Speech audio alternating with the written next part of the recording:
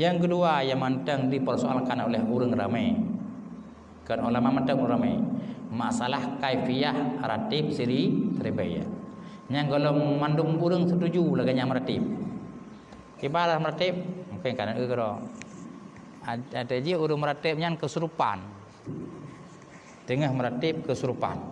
Yang juga belum bisa diterima oleh semua kalangan. Sehingga tak kala mereka menggelarkan ratib seribai di berbagai macam tempat, pasti ada oknum-oknum atau pihak-pihak yang menolak. Kenapa? Karena kaifiyah ratib laginya rupa tidak bisa diterima oleh semua orang dan semua kalangan.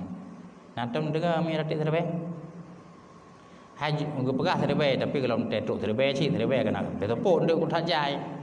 Nah, ni seribai ya. Jadi waktu gemeratibnya menyobak pendengaran tanya awam nyo hana ruh sakai makhraji. Yang inti ratib tetap la ilaha illallah. Tapi udah dengar kan kenyan sama penyong tanya. Hu yang dengar. Teman ni tanya Abu Atai yang nak tanya betul ke gambar orang dengar yang betul. Atai tanya kun. Nyo hanya tak pegah menurut lo yang betul. Sebab baru betul dah tanya ke menjak kewil lu dengar bahawa nyan betul. Nyam nang ka ke wadai kom tabakah boh nilai ke oleh urang kun ke juri. Maka hanya tak masalah urang tolak.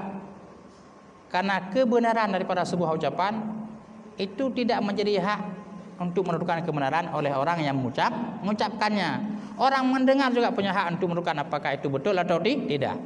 Dan itu masalah nama. Kaifiyah ratib seribai lagi rupa. Walau orang yang kepegah betul silakan jika orang kubur kepang kepegah nak betul. Tapi orang dengar nyo umumnya masih tidak mengakui bahawa memang seperti itulah kaifiyah cara meratib. Mana kira meratib? Allah matanya hom dia tanya putra yang lafaz ratib bro na. La ilaha illallah dia tanya. Tapi tidak dengar tu. Nampu petang tu dia dengar.